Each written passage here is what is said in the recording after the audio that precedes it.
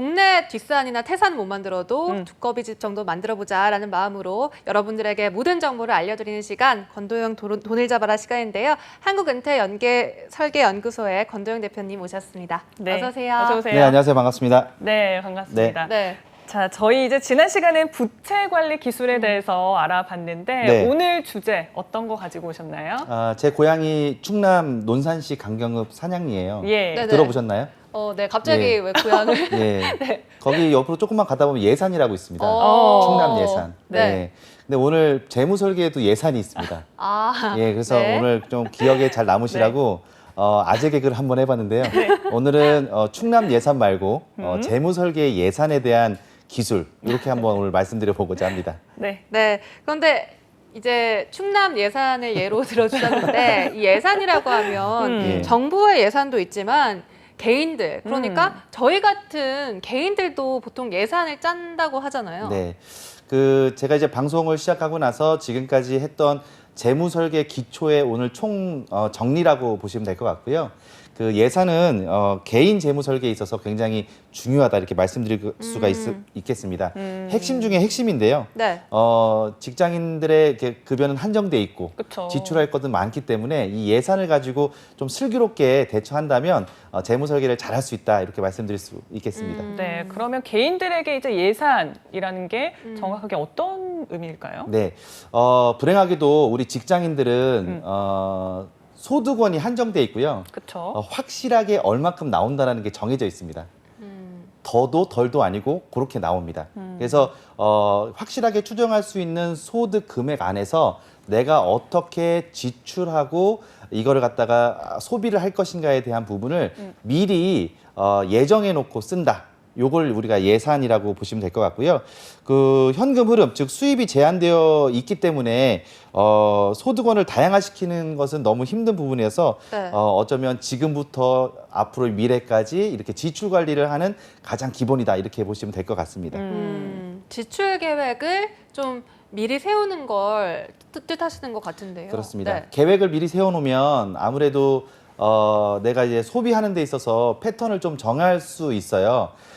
막무가내로 이렇게 쓰는 것보다는 내가 항목별로 내가 어떻게 지출을 하겠다라고 미리 예산안을 잡아놓으면 그 항목 안에서 쓸 수 있게 이런 말씀을 드릴 수가 있겠죠. 우리 다이어트 할 때도 마찬가지나요. 그 지방, 그다음에 탄수화물, 네. 단백질 어떻게 그쵸. 먹어야 된다 이렇게 정해져 있지 않습니까? 맞아요. 마찬가지로 고정 지출을 어떻게 하고 변동 지출을 어떻게 하겠다 이런 것들을 미리 정해놓고 그 씀씀이를 내가 계획하는 거 이걸 예산이라고 말씀드릴 수가 있겠습니다. 그러게 무슨 일이든 사실 계획을 하면 참 편하긴 할 텐데 근데 대표님께서는 왜 예산 수립이 정말 중요하다라고 생각하시는지. 가계부를 많이 쓰시는데요. 네. 가계부는 좀 이렇게 사후적인 지출이다 이렇게 볼 수 있겠어요. 다 쓰고 난 다음에 적으면 물론 의미는 있습니다.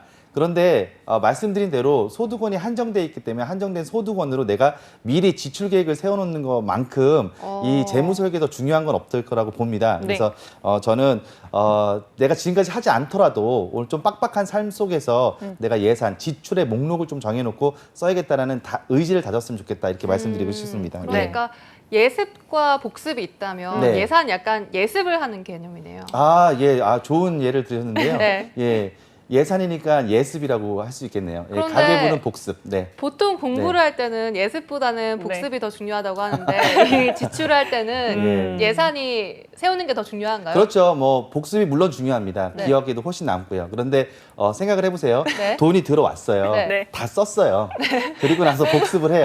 그럼 어, 매일 그러네요. 그달 말마다 우리는 후회하는 삶을 살 수밖에 없습니다. 그러니까요. 내 인생이 중요한 거잖아요. 그렇기 그러니까요. 때문에 지금부터 미리 예산을 정해놓고 예습하는 마음으로 이렇게 재무 설계를 했으면 좋겠다 이렇게 말씀드리고 싶습니다. 그러니까 네. 돈 관리는 예산, 그러니까 예습 가장 중요하다라고 볼 수 있을 것 같은데 네. 사실 이게 또 전략이 있을 것 같아요. 그렇습니다. 좀 짚어주시면요. 일단은 뭐 무작정 한다고 되는 게 아니라 연 단위 계획이 있을 거예요. 우리 연봉 계획 하지 않습니까? 예. 그래서 그 연봉에 맞춘 연 단위 계획.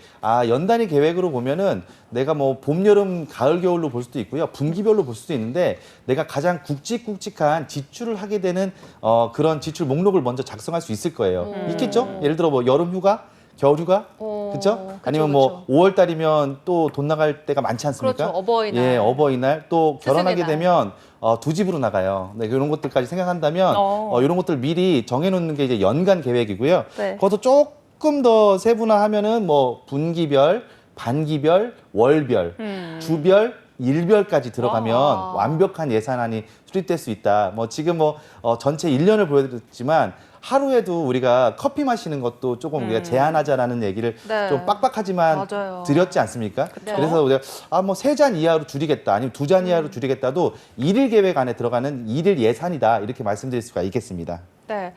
그러면 대표님께서는 네. 예산을 정말 연 단위부터 해서 월 단위 이렇게 다 세우시나요? 저요? 네.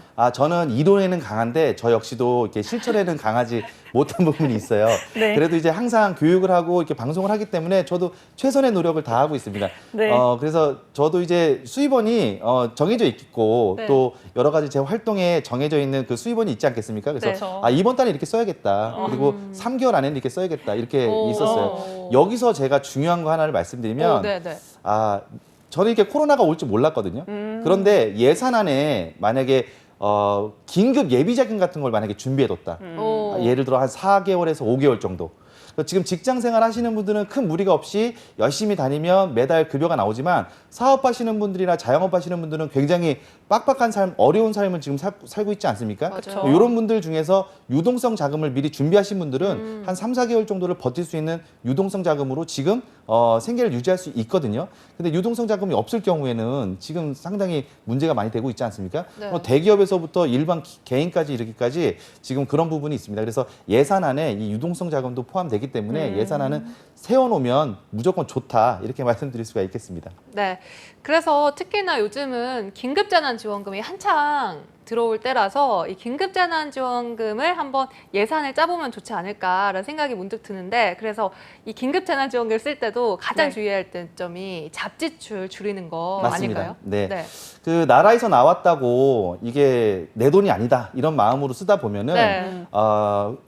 외식 한 2-3번 하면 끝나요. 맞아요. 맞아요. 예, 외식 2-3번 하면 끝납니다. 요즘에 물가 또 비싸기 때문에 외식 2-3번 하면 끝납니다. 그리고 요즘에 그 뭐 삼겹살 요 1인분 해도 한 15,000원에서 시내 나가면 한 18,000원 정도 하거든요. 네. 그러다 기분 낸다고 한 3명이서 먹었다. 네. 그럼 5-6만 원에 음료 먹고 하면은 돈 10만 원 바로 나갑니다. 그러니까 술까지 그렇게- 먹으면 그게 술까지 네. 먹으면 2번으로 줄어들 수 있겠죠. 네. 그래서 나라의 돈이고 나라의 예산으로 또 이렇게 들어온 건데 이런 것도 꼭 필요할 때 쓸 수 있게끔 지금 말씀하신 대로 네. 뭐 30만 원이 들어왔다, 50만 원이 들어왔다 이렇게 한다면 이걸로 어떻게 써야겠다라는 오. 걸 작정하고 네. 쓰는 것도 아주 좋은 슬기로운 재무 설계 중에 하나겠다 이렇게 말씀드릴 수가 있겠습니다. 근데 재밌는 게 사실 잡지출이라고 하면 약간 충동적으로 쓰는 지출인 것 같은데 이게 맞아요. 미리 계획이 가능한가요? 충동이요? 네. 일단 충동적으로 저는 쓰이는 지금 거 아닌가요? 말씀드리는 예산은 일단 고정 지출, 아. 고정적으로 나가는 지출을 먼저 이렇게 좀 잡아야 된다 이거 말씀드리고 고정 지출. 네. 그 변동 지출이라는 게 있어요. 네. 변동 지출. 우리가 이제 일상생활에서 이렇게 씀씀이가 있지 않습니까? 네. 그렇죠. 그런데 돈을 쓰고 자꾸 생각나면 변동 지출이에요. 네. 지난달 게 지지난달 게 또 생각난다. 그럼 변동 지출이에요. 줄일 수 있는 지출들입니다. 예를 들어 방금 전에 말씀하신 대로 제가 기분 따라서 네. 돈을 한번 멋지게 냈어요. 친구들끼리 네네. 3명이서 쌌어요. 삼겹살 모아서 쌌어요. 네. 그런데 충분히 내가 쏘고서 흔쾌히 받아들일 수 있어서 다음 달에 잊어버릴 수 있으면 어쩌면 요거는 그냥 괜찮은 지출이라고 볼 수 있는데 자꾸 생각나. 네. 아까워.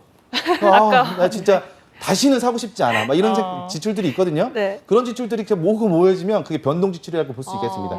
그런데 우리가 이제 권도영의 돈을 잡으라 해서 지금 핵심 단어로 나왔던 이 잡지출. 네네. 고정 지출도 아니고 변동 지출도 아닌 잡지출. 이건 뭐냐?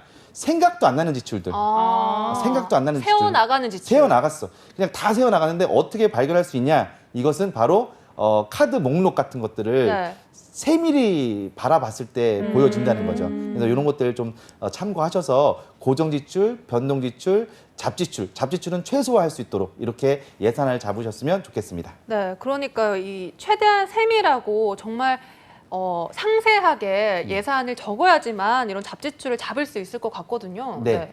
그렇습니다. 자, 그러면 오늘은 예산 수립에 프로세스가 있는데요. 네. 요거에 대해서 한번 간단히 말씀드려 볼 수 있도록 하겠습니다. 네. 일단 첫 번째로 라이프 사이클이 있어요. 아까 말씀드린 대로 연간 단위로 이렇게 생각한다면 봄, 여름, 가을, 겨울에 해야 될 일, 아니면 5월 달에 해야 될 일 이렇게 보이는 것처럼 인생을 한번 보세요. 네. 돈 들어갈 일들에 대해서 한번 지금부터 생각해 보시는 겁니다. 한번 생각해 볼까요? 간단하게. 네. 지금 이제 20대에서 이제 30대 정도 된다면 네. 지금 요 방송 보시는 직장인들이 가장 시급한 큰 돈 들어갈 일이 뭐가 있을까요? 자동차? 자동차나 결혼 자금. 결혼 자금 좋습니다. 부모님에게 손 벌리지 않고 내가 직접 마련하겠다 하면 결혼 자금도 내가 준비를 해야겠죠. 네. 그다음에 또 어떤 자금이 들어갈까요? 결혼을 했어. 집. 집이 있어야 되겠죠. 마련하는 그거는 이제 결혼과 동시에 생겨야 될 부분이기 때문에 배우자와 함께 상의를 해야 될 아주 큰 지출 항목 중에 하나겠죠. 그렇죠. 네. 목돈이 있어서 한 번에 살 수 있으면 좋은데 그렇게 못했을 때는 돈을 좀 빌려서 해야 될 가능성이 있겠죠. 네. 그런 것도 이제 대출. 지출 중에 하나면 대출. 네. 그다음에 또 뭐가 들어갈까요? 애 그리고- 키워야 되잖아요. 애기 나고 애기 키워야 되잖아요. 그럼 육아. 양육비, 육아, 거기서부터 이제 애들 교육비 들어갑니다. 만만치 않습니다. 그런데 한 중고등학교 때까지 많이 먹습니다. 식비도 많이. 식비도 많이 네. 들죠. 예, 입이 계속 늘어나면서 돈 많이 네. 듭니다. 그쵸. 그거 계산 안 하신 분들인데 돈 많이 듭니다. 그런데 너무 사랑해서 또 한 명의 아이를 또 낳았어요. 그리고 네. 또 저출산 시대다 보니까 맞춰서 한 명을 더 낳았어. 네네. 이렇게 되면 거기에 돈이 더 배로 들어갈 수 있기 때문에 그런 부분도 생활비로 포함을 반드시 시켜야 되겠죠. 그러다 보면 이제 대학 들어갑니다. 그러면 이제 대학 학자금 들어가겠죠. 그렇죠. 그렇습니다. 그래서 대학 학자금 들어가고 엄마 나 사업을 해야 돼, 뭘 해야 돼 그러면 또 보태줄 수 있겠죠. 지금 보탬 받고 있죠. 부모님에게 조금은. 보탬요? 예. 네. 부모님이 가끔, 도와주시는 거 있나요? 조금. 가끔 조금씩. 예. 그러면 마찬가지로 나도 도와줄 수 있다라는 가정하에 그런 돈들이 들어가게 됩니다. 그러다 보면 조금 더 시간 지나면 어떤 일이 벌어지냐? 아이들 결혼합니다. 그러면 이제 또 보탬이 돼야 되겠죠. 그래서 그런 자금까지 한다면 전체 라이프 사이클 한번 쭉 보는 거예요. 네. 돈 들어갈 일이 꽤 많구나. 그러면 이제 일단 가장 중요한 건 뭐냐? 돈을 다 모아놓고 그걸 지출하는 게 아니라 일단 건강해야 되겠죠. 왜 직장 그쵸. 생활을 꾸준히 해야 되니까. 네네. 그런데 문제는 직장 생활 100세까지 할 수 있으면 좋은데 요즘에 평균 은퇴 연령이 한 50세, 55세 이 정도 된단 말이에요. 네. 뭐 운이 좋게 60세까지 정년이 보장되는 회사에 다니신다면 모르겠는데 그렇지 않을 경우에는 60세 이후의 계획도 세워놔야 된다는 거죠. 60세 이후에 만약에 아이가 출가를 한다. 그러면 내 은퇴 상태에서 돈이 나가게 되는 거잖아요. 네. 그런 것까지 감안해야 되겠죠. 역으로 따진다면 우리 부모님이 은퇴하신 다음에 내 결혼 자금을 도와주신다. 이거 상당히 큰 부분이죠. 어머. 그렇게 해서 부모님과 나와의 그리고 내가 자녀와의 관계도 굉장히 중요하다. 이게 라이프 사이클로 쭉 연결된다면 네. 돈이 들어갈 큰 덕목들이 보이겠죠. 그쵸. 그런 항목들을 보고서 두 네. 번째는 그런 재무 목표마다 필요한 자금들이 있을 거예요. 뭐 결혼 자금 얼마, 그렇죠. 부모님이 조금 보태주셔서 얼마. 네. 그다음에 난 너무 또 운이 좋아서 좀 배우자 쪽에서 많이 했어. 그래서 내가 좀 적어. 그러면 이제 목표 자금이 좀 적어질 수 있겠죠. 이런 네. 것들 우리가 재무 목표에 따른 이제 지출 항목들을 이제 추정해 보는 게 중요하겠고요. 세 번째는 수입원을 한번 쭉 정해 보세요. 일단 기본적으로 들어오는 월급 들어오죠. 네. 맞습니까? 맞습니다. 네, 뭐 들어옵니까? 뭐 그리고- 수당 들어옵니다. 네. 네, 뭐 보너스도 들어오겠죠. 그쵸. 이런 것들에 대한 기대 소득을 해가지고 내가 월급으로는 생활비를 쓰지만 예를 들어 뭐 다른 소득이나 수당 같은 것들은 내가 저축이나 투자를 하겠어. 이런 계획도 세우는 것도 예산에 들어갈 수가 있겠죠. 그리고 나서 이제 지출 비용을 추정해 보는 거예요. 고정 지출과 변동 지출 이런 것도 추정해 네. 보는 거예요. 그러면 이제 소득과 지출과의 이제 균형점을 맞춰 나가는 겁니다. 네. 소득은 이렇게 한정돼 있는데 지출이 이렇게 많았구나. 그럼 지출 부분에서 어떤 걸 줄여야 될까? 이렇게 생각하면서 자꾸 이 밸런스를 맞춰 나가는 거. 예, 그래서 지출과 그 소득과 지출의 밸런스를 맞추는 것. 그래서 이제 예산안을 그렇게 해서 밸런스를 맞춘 상태에서 예산안을 확정을 하고 네. 이거를 그냥 확정만 한다고 되는 게 아니겠죠. 그렇죠. 쓰면서 모니터링을 해봐야 되는 거예요. 가장 좋은 거는 이게 지출 메이트가 있으면 좋아요.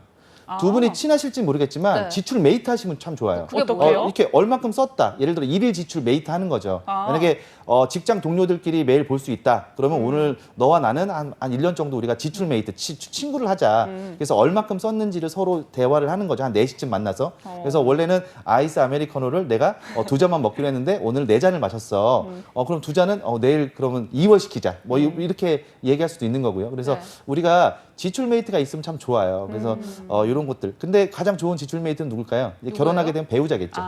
네, 그렇게 해서 모니터링을 서로 각자 해주는 것도 예산의 가장 중요한 부분 중에 하나고 이렇게 하면 또 효과적일 수 있다. 이렇게 말씀드릴 수가 있겠습니다. 네. 네. 만약에 이렇게 모니터링을 하고 난 후에 예산이 남는 경우는 거의 없으니까 일단 남는 경우는 제외하고 네. 만약에 부족한 경우 예산이 너무 내가 씀씀이가 많아서 부족하다 이러면 그거는 지금 방금 전에 말씀하신 거는 가계부를 통해서 네. 복습을 했을 때 내가 굉장히 부족했구나라고 느끼는 거고 네. 예산은요 쓰기 전에 예습을 하는 거기 때문에 네.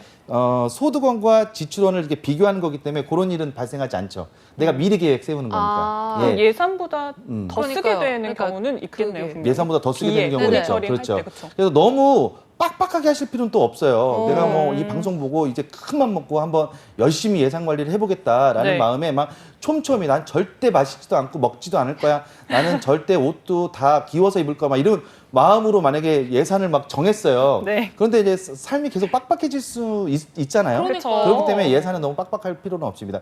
그리고 그리고 막 저번 달 예산, 이번 달 예산이 막 다르게 왔다 갔다 해서도 안 되겠죠. 그래서 네. 이런 부분들 참고하셔서 조금 여유 있게 답되 예산이 필요한 이유가 있다. 왜 그냥 무턱대고 지출하는 게 아니라 계획성 있게 지출하는 그런 큰 지혜로운 방법이다. 요거를 좀 깨달으셨으면 좋겠다. 이렇게 네. 말씀드리고 싶습니다. 그 앞서서 이제 예산 메이트, 뭐 배우자 이런 얘기도 해주셨는데 사실 1인 가구는 상관없지만 네. 다인 가구 같은 경우에는 서로 좀 합의를 하는 게 진짜 중요할 것 같아요. 그렇습니다. 네. 제가 이제 은퇴 설계를 하지 않습니까? 네. 지금 이제 베이비 부머들, 우리 이제 두 아나운서의 부모님 격이 될 것 같고, 그보다 조금 더 나이가 있으신 분들이 될 수 있어요. 그런 분들이 이제 은퇴 생활을 하면서 가장 발목을 잡는 게 있어요. 뭐예요? 자녀의 교육비 때문에 네. 본인의 은퇴 생활을 이제 발목이 잡힌 경우가 굉장히 많아요. 그래서 네. 지금 현재 베이비 부모들에게 은퇴 준비를 왜 하지 못했습니까라고 물어보면 그런 분들이 많은 분들에게 자녀 교육비 때문에 많은 것들을 내가 양보하고 살았다. 그러다 보니 지금까지 왔다. 이렇게 말씀하시는 부분이 있습니다. 제가 이 말씀을 드리는 이유는 이제 가족 구성원 간의 서로의 관계성이 굉장히 중요하다고 봐요. 네. 배우자끼리는 서로 이렇게 저랑 메이트를 하면서 가면 참 좋겠지만 더 나아가서 이제 가족 간의 관계 속에서 부모님의 은퇴 후의 생활, 또 나의 또 사회생활, 이건 좀 분리가 되어 있어야 되지 않을까라는 말씀을 드리고, 이 방송을 또 저희 부모님이 지난주에 보셨더라고요. 네네네. 네. 저희 부채하면서. 네. 근데 참 좋은 얘기다. 왜 너의 인생과 나의 인생은 다르다라는 얘기를 다시 한번 이렇게 하시면서 부모님의 입장을 대변해 주셨어요. 그래서 두 아나운서도 마찬가지시겠지만 이제 독립하시고 이제 사회생활 하고 계시니까 또 부모님의 은퇴 후의 삶의 그 여정이 길어지지 않았습니까? 네. 적극적으로 지원해 주셔서 엄마의 인생, 아빠의 인생을 갈 수 있도록 말씀드려 주시고 우리 두 분은 또 두 분 나름대로의 독립적인 재무 설계를 하실 수 있게끔 가는 게 좋지 않겠느냐 이렇게 말씀드리고 싶습니다. 네. 네, 일단 부모님께 다시 한번 좀 죄송해지네요. 약간. 그러네요. 네. 이게 또 네. 재무 설계인데 부모님께 죄송해지는 또 그런 그런 방송이 방송이네요. 됐습니다. 네. 감사하고 죄송합니다. 중요한 건 이제 독립입니다. 재무적인 알겠습니다. 독립. 네, 알겠습니다. 네.